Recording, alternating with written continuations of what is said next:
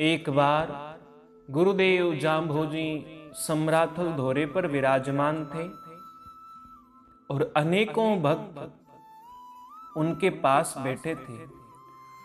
उस समय गुरुदेव जाम्भोजी ने अनेकों दूर के शहरों और प्रदेशों देशों की बात चलाई।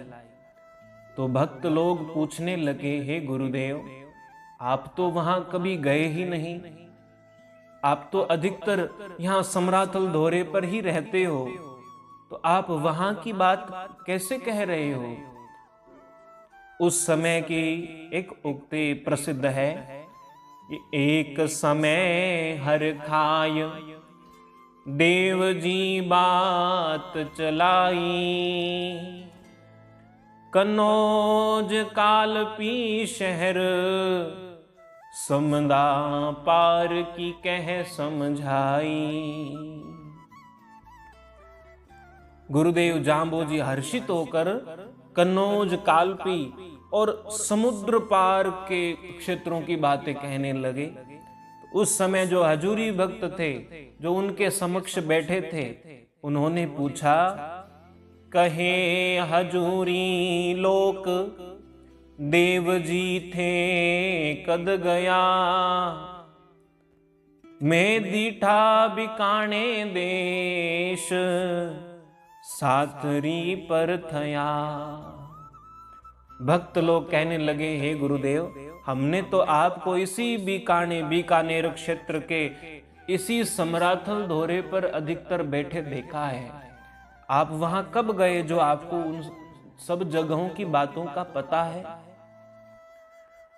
तो उस समय गुरुदेव जाम्भोजी के हृदय में एक उमंग उठी और उन्होंने कहा, उन्होंने शब्द उच्चारण किया, ये आयो जंभ इलोड़ शब्द तब उचर्या, हरिहा शब्द हमारो रूप शब्द सब विश्व कर्या। गुरुदेव जाम्भोजी के भीतर एक उमंग उठी और उन्होंने शब्दोच्चारण किया और कहा कि शब्द ही मेरा रूप है और मेरे शब्द अनेकों अनेक स्थानों पर, मेरे शब्द पूरे विश्व में फैले हुए हैं और मेरे शब्द मेरा ही रूप धारण करके अनेकों जगहों पर जाते हैं और वहां उपदेश देते हैं। इस प्रकार से उन्होंने संकेत करके, एक लीला करके, और उन्होंने शब्दोच्चारण किया कि मैं भले ही यहां पर विराजमान रहूं या फिर कहीं भी जाऊं, लेकिन मेरे शब्द बहुत दूर दूर तक पहुंचे हैं।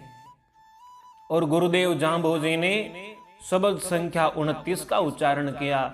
इस शब्द को इलोल सागर भी कहते हैं, क्योंकि गुरुदेव जाम्भोजी के भीतर एक इलोल उठी, एक उमंग की लहर उठी और उसके कारण उन्होंने इस शब्द का उच्चारण किया। इसलिए इस शब्द का नाम इलोल सागर भी है। और इस शब्द में गुरुदेव जाम्भोजी ने कहा, ओम गुरु के शब्द असंख्य पर बोधि, खार समंद परीलो, खार समंद परे परे रे, चोखंड खारूं पहला अंत ना पारूं। गुरुदेव जाम्भोजी कहने लगे, गुरु के शब्द असंख्य परमोधे, मैं यहां गुरु रूप में आया हूं और मेरे शब्द, मेरा उपदेश, मेरी शिक्षाएं असंख्य लोगों को ज्ञान करवाने वाली है, प्रबोध करवाने वाली है। अनेकों लोगों को इस शब्द ने, मेरे शब्दों ने, मेरी शिक्षाओं ने, मेरे उपदेशों ने ज्ञान करवाया है। और केवल यहां नहीं, खार समंद परीलो, खारे समुद्र से पार भी मेरे शब्द पहुंच गए हैं। वहां भी अनेकों लोगों को, अनेकों भक्तों को शब्दोपदेश दिया गया है। और खार समंद परे परे रे, चोखंड खारूं पहला अंत न पारूं। खारे समुद्र से भी परे, उससे भी और परे, अनेकों ब्रह्मांडों में मेरा ही शब्द समाया हुआ है। मेरा ही शब्द सर्वत्र विद्यमान है। और गुरुदेव जांभोजी कहने लगे, अनंत क्रोड़ गुरु की दावण विलंबी, करणी साच तरी लो। गुरु महाराज जांभोजी कहने लगे कि मेरे उपदेशों को मानकर अनंत करोड़ गुरु की दावण विलंबी, अनंत करोड़ों लोगों, करोड़ों भक्तों ने मेरी शरण ग्रहण की है और मेरे बताए मार्ग पर चलना आरंभ किया है। करणी साच तरी लो।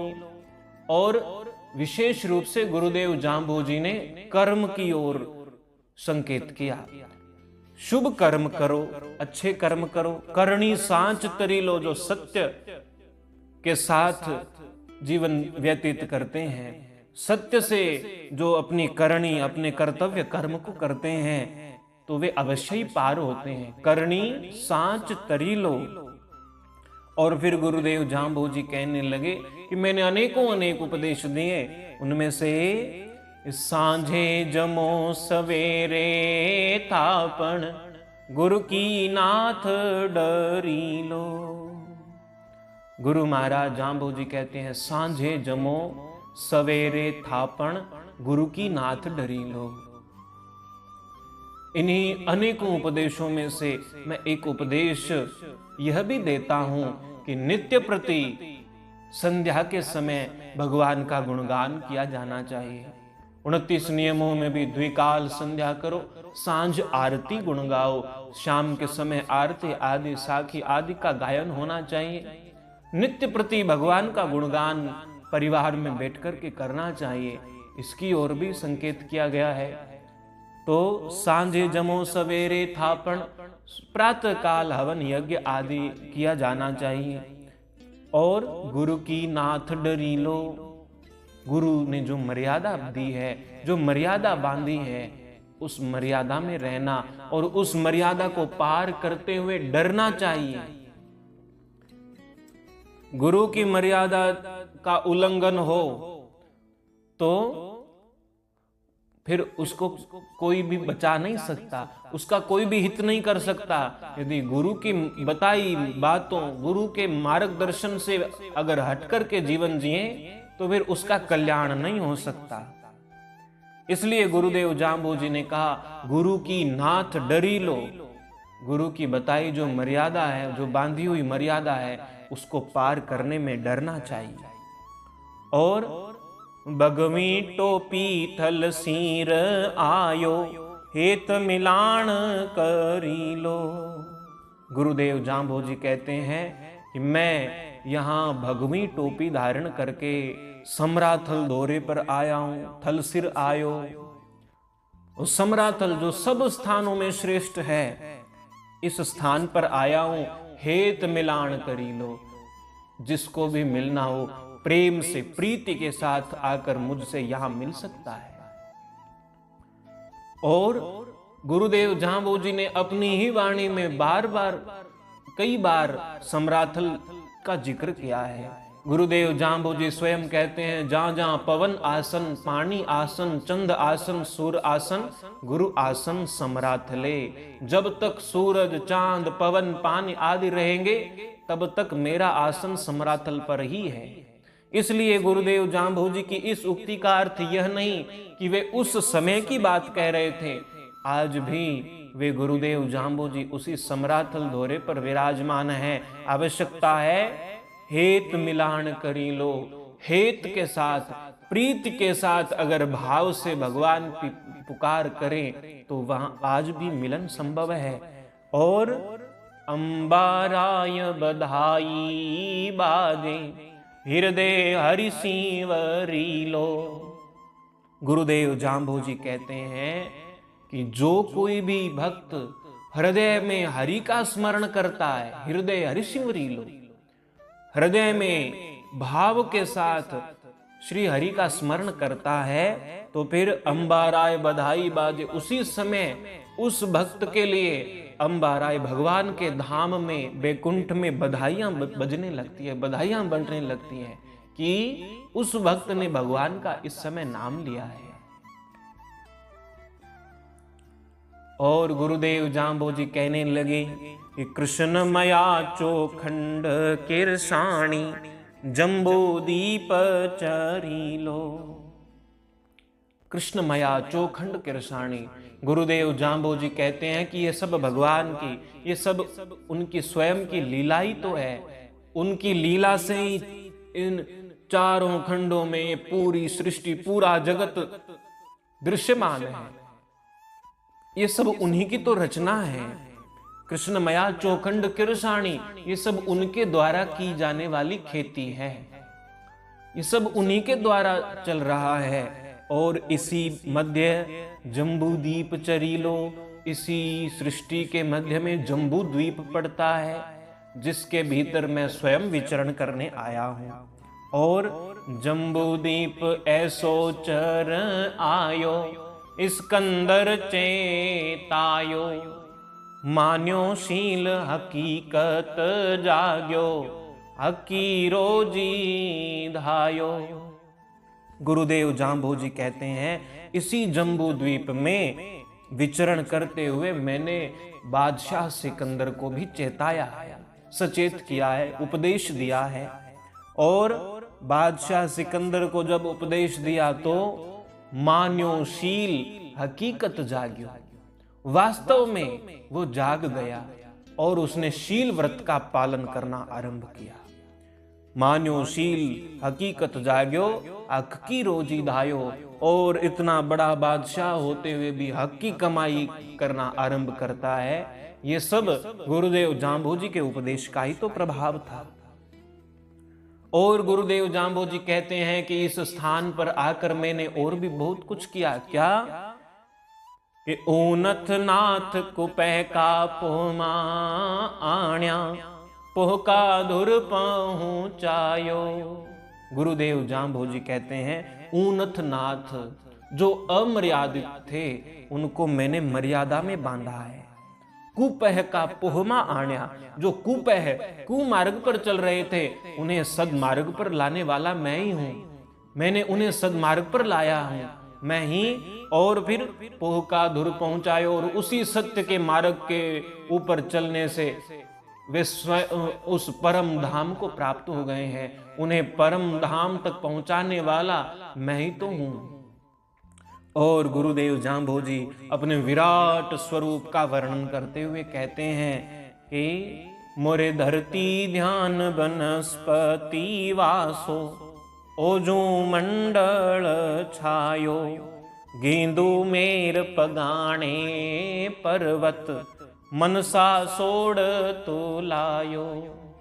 गुरुदेव जाम्बोजी कहते हैं मोरे धरती ध्यान वनस्पति वासो, मेरा ध्यान पूरी धरती पर है, पूरी सृष्टि पर है। और वनस्पति वासो, प्रत्येक वनस्पति में मेरा ही निवास है।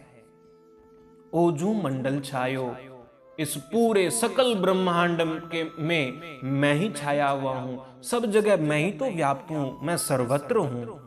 और गेंदू मेर पगाणे पर्वत, जो सुमेरु पर्वत, जो सबसे बड़ा पर्वत है, वो तो मेरे सिर के नीचे रखे जाने वाला गद्दा है। और पगाणे पर्वत, और जब कोई व्यक्ति सोया होता है तो फिर उसके सिर के नीचे जो गद्दा लगाया जाता है, जो तकिया होता है, वो थोड़ा बड़ा होता है। गुरुदेव जाम्बोजी कहते हैं कि मेरे उस विराट स्वरूप का तकिया सुमेरु पर्वत है।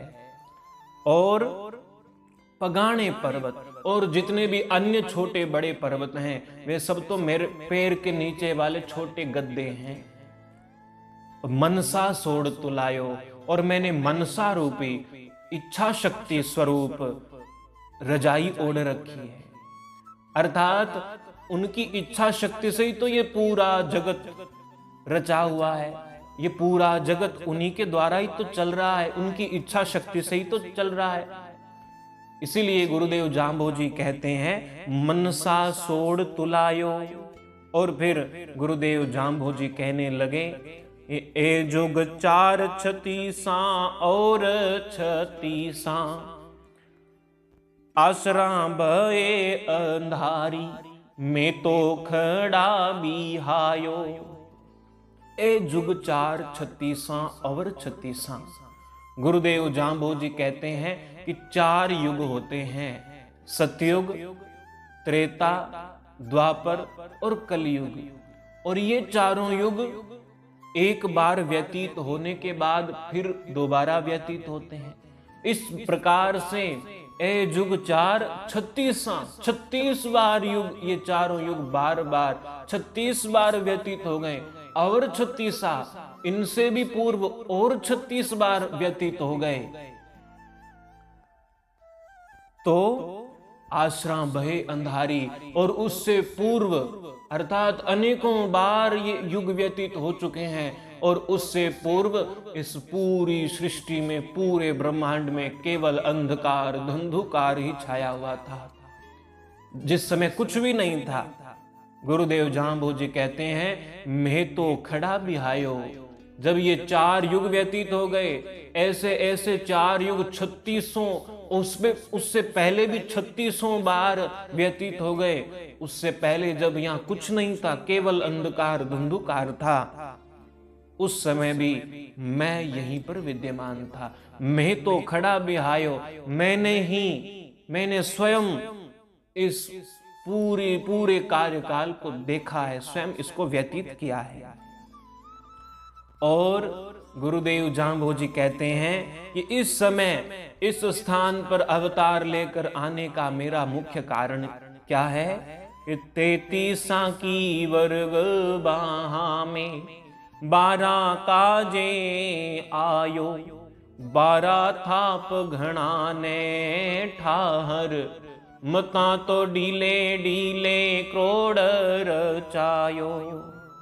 गुरुदेव जाम्बोजी कहते हैं, 33 की वर्ग बहा में 33 करोड़ जीवों का उद्धार करने का वचन जब भक्त प्रहलाद को दिया था, उसी वचन को पूर्ण करने के लिए 33 की वर्ग बहा में उन 33 करोड़ जीवों का जो वर्ग था, जो समूह था, उनमें से जो 12 करोड़ शेष बच गए हैं, 12 काजी आयो, उनमें से जो 12 करोड़ बचे हैं, उनके लिए मैं यहां पर आया हूं। और 12 थाप घनान ठाहर, उन 12 करोड़ जीवों के उद्धार के लिए जो मार्ग को प्रशस्त करके, उस सत्य के मार्ग को स्थापित करके, उसके बाद मैं अधिक समय यहां नहीं ठहरूंगा। मता तो डीले डीले क्रोड़ रचायो, अगर मैं चाहूं तो एक शरीर से अनेकों करोड़ों करोड़ों शरीर उत्पन्न कर सकता हूं, करोड़ों स्वरूप पैदा कर सकता हूं। लेकिन गुरुदेव जाम्बोजी ने इसका संकेत यह किया है कि मैं तो अत्यंत समर्थशाली हूं, मैं तो सामर्थ्यवान हूं, किंतु फिर भी मैं अवतार लेकर के आया हूं। क्योंकि वे सब इन जीवों का उद्धार तो अवतार लिए बिना भी कर सकते थे, लेकिन एक सत्य के मार्ग की स्थापना करनी थी, वो एक सतपंथ चलाना था। इसके लिए गुरुदेव जाम्बोजी कहते हैं कि मैं इस धराधाम पर अवतार लेकर आया हूं। और 12 थाप घना ने ठाहर, और इस मार्ग को प्रशस्त करके, इस मार्ग की स्थापना करके फिर मैं अधिक समय तक नहीं रुकूंगा, अर्थात साकार रूप में नहीं रहूंगा। और फिर गुरुदेव जाम्बोजी कहते हैं, मैं ऊंचे मंडल का रायो, समंद बिरोल्यो बासग ने तो मेर मथाणी थायो। गुरुदेव जाम्बोजी कहते, मैं ऊंचे मंडल का रायो, मैं तो उस उच्च स्थिति में रहने वाला राजा हूं, मैं हमेशा उस परम स्थिति में ही रहता हूं। और वे परम सामर्थ्यवान हैं, इसकी ओर संकेत करते हुए, वे ही परम पिता परमात्मा हैं, इसकी ओर संकेत करते हुए उन्होंने आगे कई दृष्टांत, कई प्रसंगों का जिक्र किया और कहा कि समंद बिरोल्यो बासग ने तो, जब समुद्र का मंथन किया गया तो वासुकी नाग का नेता बनाया गया, और मेर मथानी थायो, सुमेरु पर्वत की मथानी बनाई गई। उस समय भी मैं वहां विराजमान था, वहीं उपस्थित था।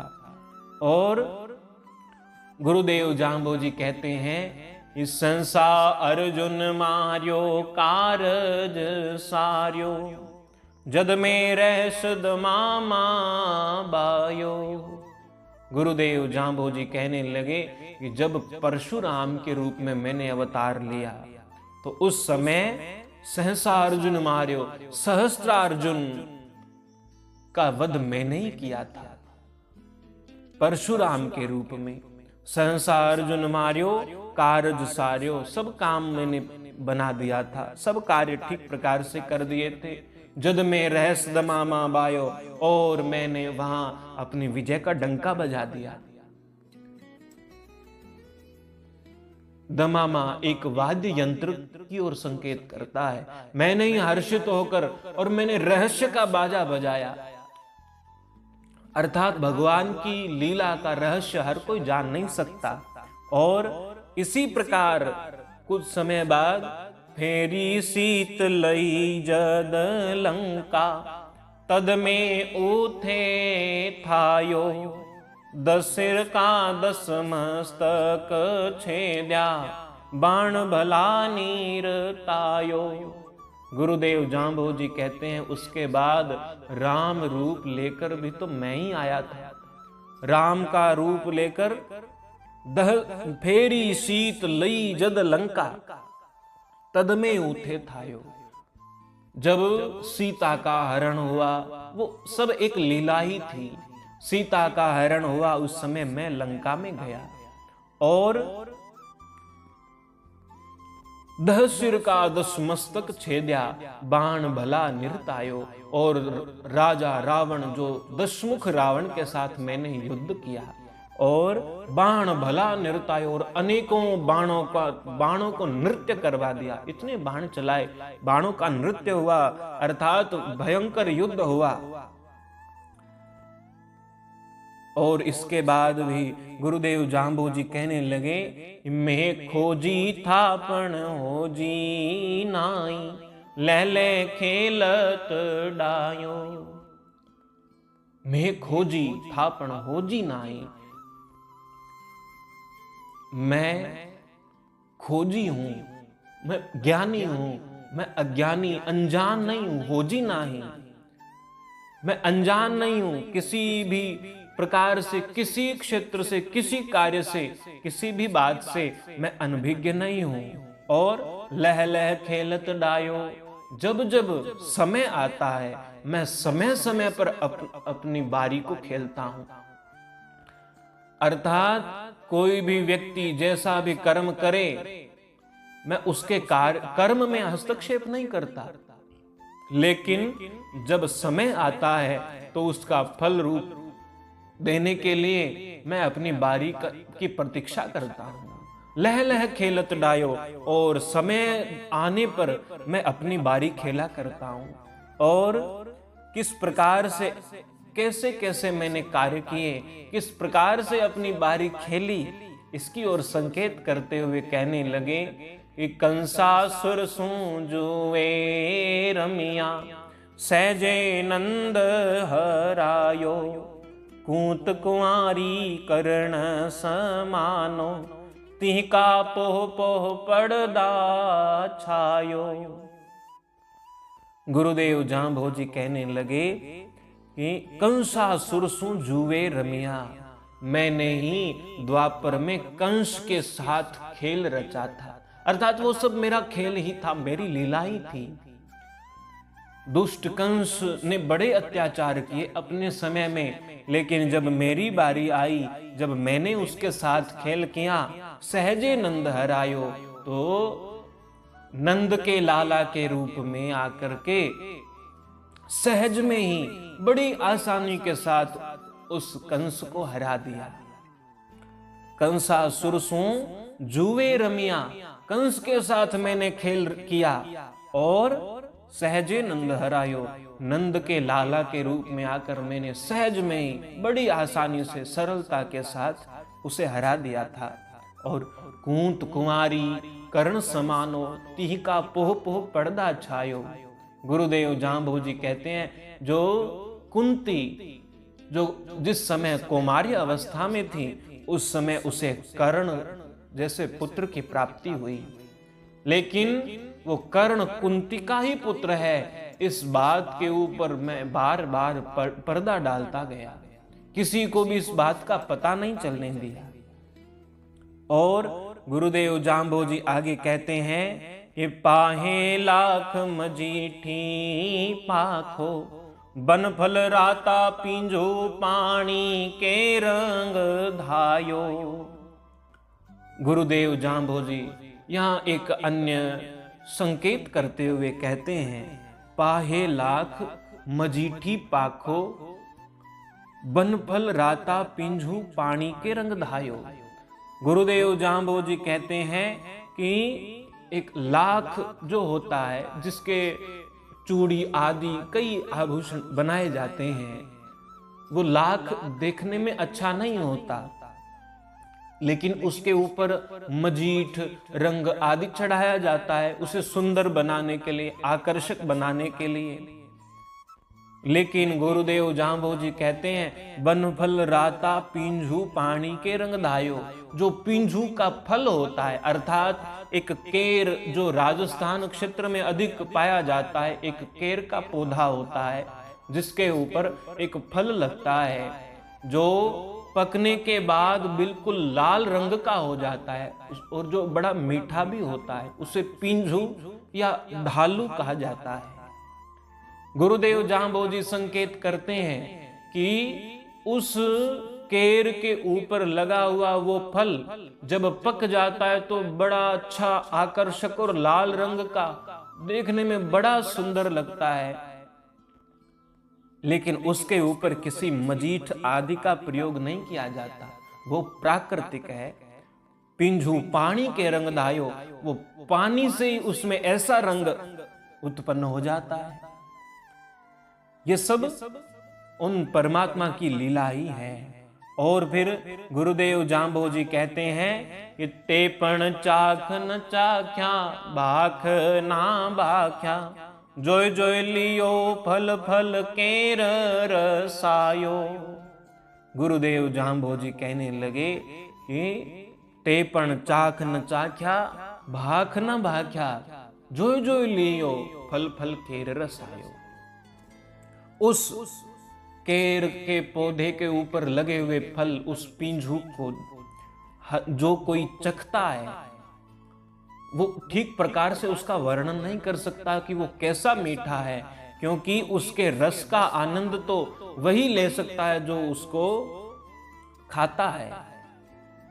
गुरुदेव जांबोजी कहते हैं, जो जो लिया, जिस जिसने उस फल को लिया और उसके रस को चखा, वही जानता है कि उसका रस कैसा है। इसी प्रकार, क्योंकि गुरुदेव जांबोजी यहाँ उदाहरण देकर के कुछ संकेत करना चाह रहे हैं, वो संकेत अगली उक्ति में स्पष्ट होता है। गुरुदेव जांबोजी कहते हैं कि थे जोग न जोग्या, भोग ना भोग्या, न चीनो सूर रायो।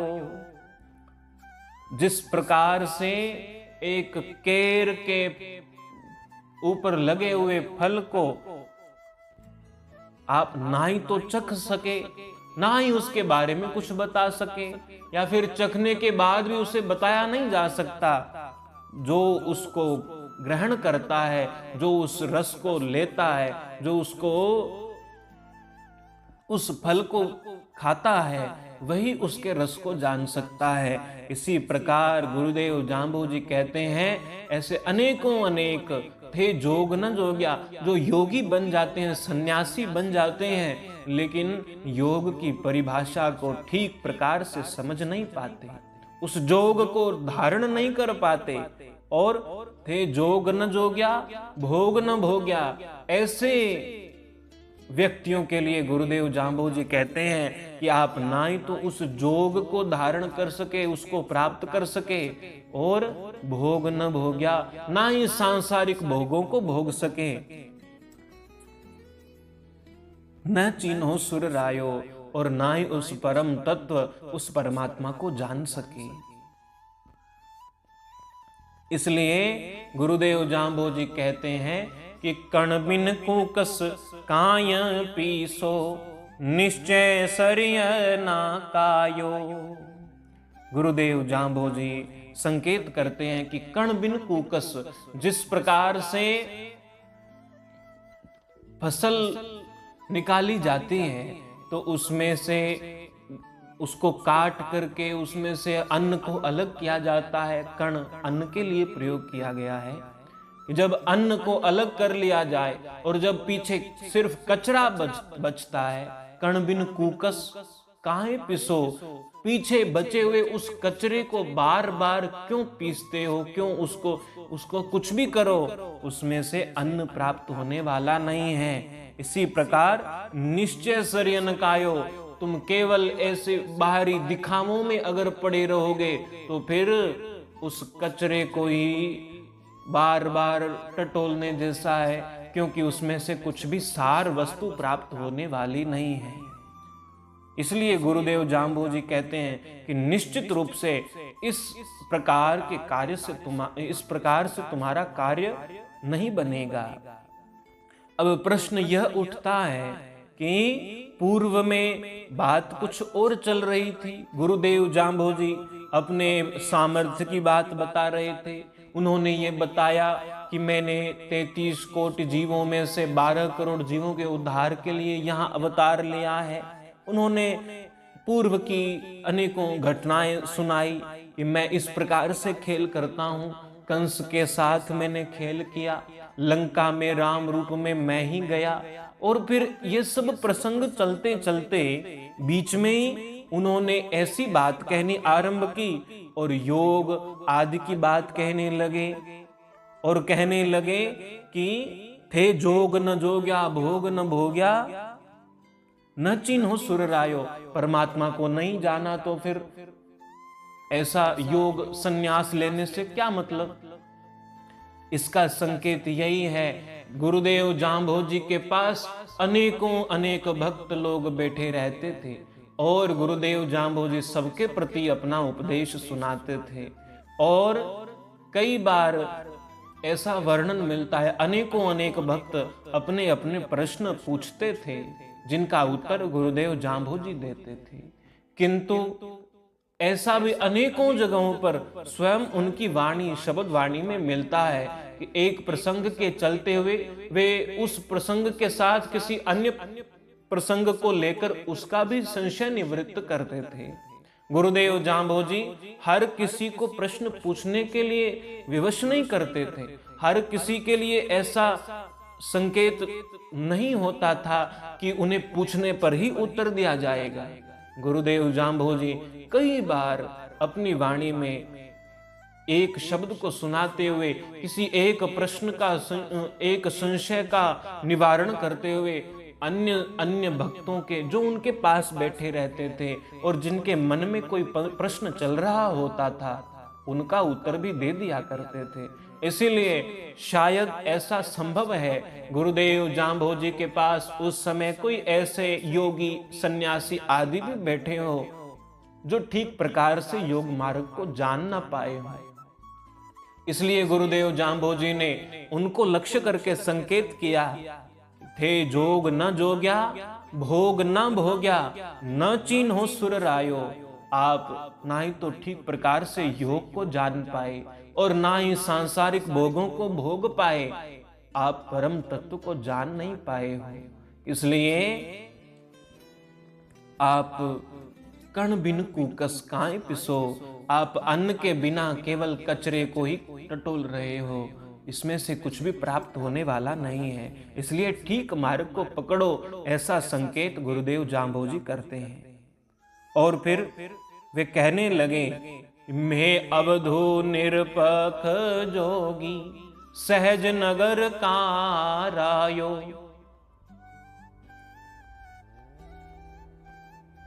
गुरुदेव जाम्बोजी कहते हैं, मैं अवधूत हूं, मैं योगी हूं और निरपक्ष जोगी, मैं निष्पक्ष योगी हूं, मैं किसी के साथ पक्षपात नहीं करता। अब यहां भी संकेत ऐसा ही मिलता है। किसी योगी सन्यासी व्यक्ति को यदि ऐसा कहा गया हो कि आप ठीक मार्ग को नहीं जान पाए, तो सामने वाले के मन में भी ऐसी बात आती है कि मुझे ऐसा दोष यूं ही दे दिया। तो गुरुदेव जांभोजी इसी बात को पुनः स्पष्ट करते हुए स्वयं कहने लगे, मैं अवधू निरपक्ष जोगी, मैं तो भैया निष्पक्ष योगी हूं, मैं कोई पक्षपात नहीं करता, मैं जो बात होती है उसी को ठीक प्रकार से कह देता हूं। सहज नगर का रायो, मैं तो उस सहज अवस्था में रहता हूं, उस सहज स्थिति में रहता हूं और उसी सहज योग की आपको भी शिक्षा देता हूं। और गुरुदेव जांभोजी कहने लगे, जो जू आवे सो त्यों थरपा, साचा सो सत भायो। हे भाई, मेरे पास जो जिस भाव से आता है मैं उसके उसी भाव को पूर्ण करता हूं। जो जू आवे सो त्यों थरपा, लेकिन साचा सो सत भायो, जो सच्चा व्यक्ति होता है, जिसका भाव सच्चा होता है, वो मुझे अधिक प्रिय है, वो मुझे बहुत भाता है, वो मुझे बहुत अच्छा लगता है, जो सत्य प्रिय हो। और जब इस प्रकार की बातें गुरुदेव जांभोजी ने कही तो उस समय संभव है, और ऐसा अनेक प्रसंगों में भी सुनने को मिलता है। अनेकों योगी उनसे आकर के पूछा करते थे कि आपने योग के चिन्ह तो धारण किए हुए ही नहीं है, अर्थात आपने कानों में मुद्रा नहीं डाल रखी है, आदि आदि अनेकों बातें पूछा करते थे। तो उसी समय किन्हीं योगी सन्यासी जो उनके पास बैठे थे, उनके मन में भी ऐसा संशय उत्पन्न हुआ हो, तो गुरुदेव जांभोजी उस संशय का निवारण करते हुए स्वयं कहने लगे, मोरे मन ही मुद्रा तन ही कंथा, जोग मार्ग से है डायो। हे भाई, मोरे मन ही मुद्रा, जो मुद्रा कानों में पहनी जाती है जब सन्यास आदि धारण करते हैं, गुरुदेव जांभोजी कहते हैं कि ये मुद्रा कान में नहीं, मैंने मन के ऊपर धारण की है, मन के ऊपर ही मैंने अंकुश लगाया है। मोरे मन ही मुद्रा, मैंने मन को ही वश में किया है। तन ही कंथा, और शरीर के ऊपर पहने जाने वाली गूदड़ी, वो ये मेरा शरीर ही वो कंथा है, वो गूदड़ी है, वो वस्त्र है। जोग मार्ग सह डायो, और मैंने उस योग मार्ग को अपनाया है।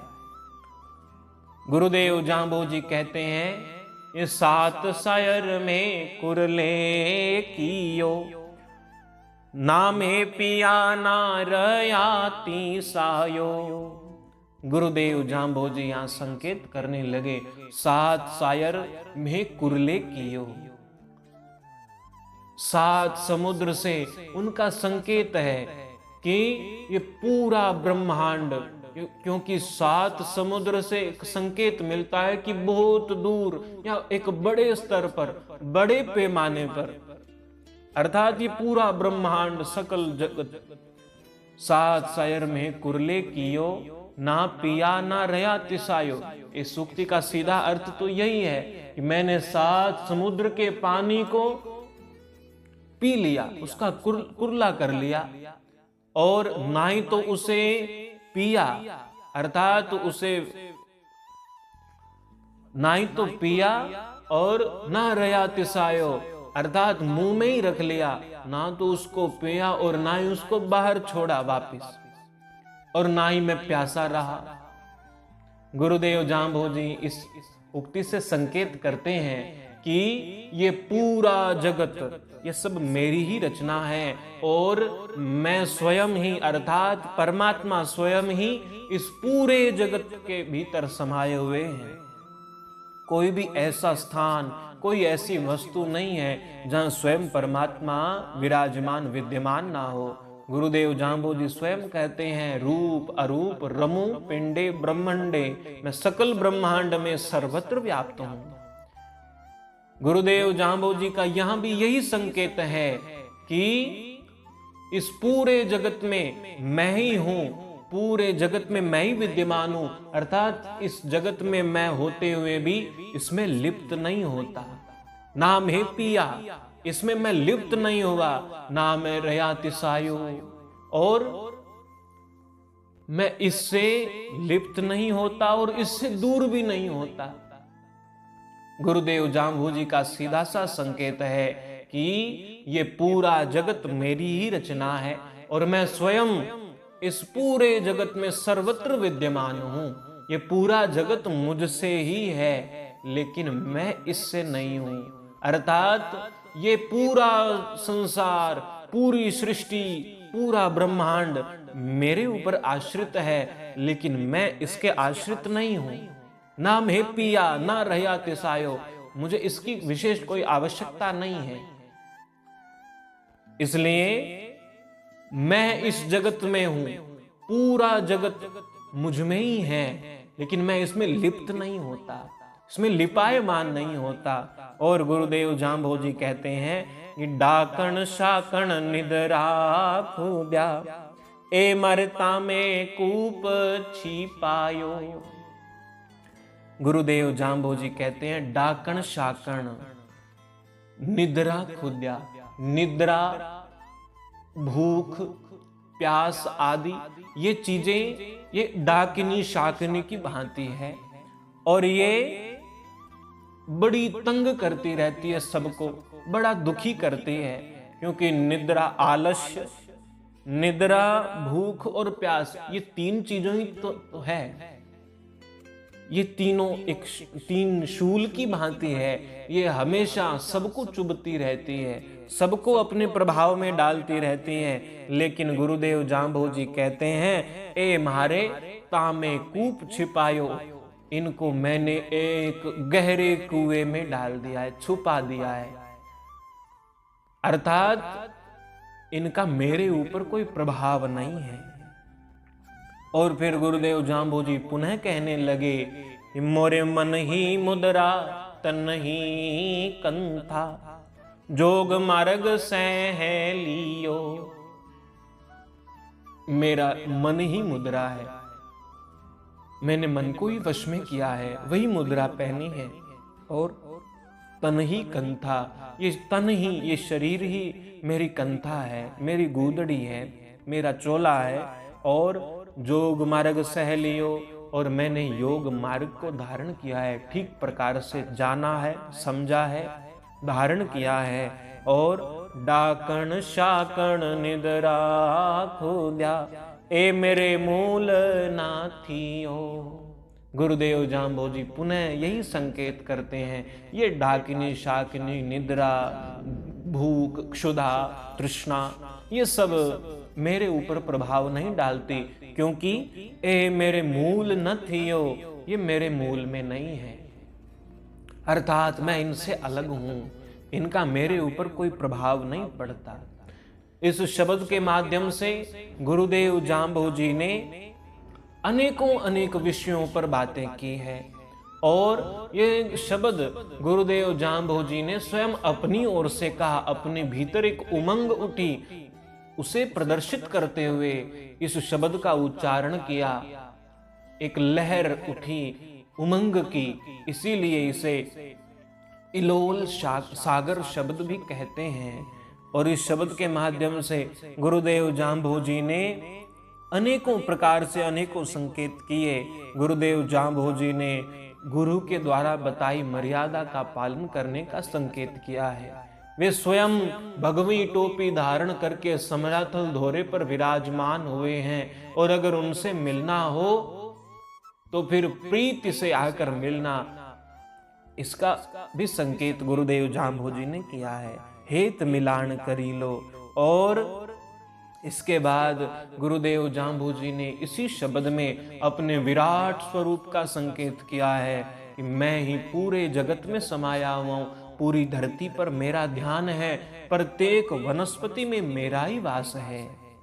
और गुरुदेव जाम्बो जी ने अपने सामर्थ्य, अपने इस अवतार लेने के मुख्य कारण की ओर भी संकेत किया है। गुरुदेव जाम्बो जी ने अपने पूर्व के अवतारों का भी जिक्र इसी शब्द में किया है। और साथ ही एक योग मार्ग कैसा होना चाहिए, कैसा होता है, कैसा भटकाव उसमें आ रहा है, इसकी ओर भी संकेत करते हुए गुरुदेव जांबोजी ने अपने परम सामर्थ्यवान और सर्वत्र व्याप्त स्वरूप की ओर भी संकेत किया है कि इस पूरे जगत में मैं ही हूं, लेकिन मैं इसमें लिपायमान नहीं होता।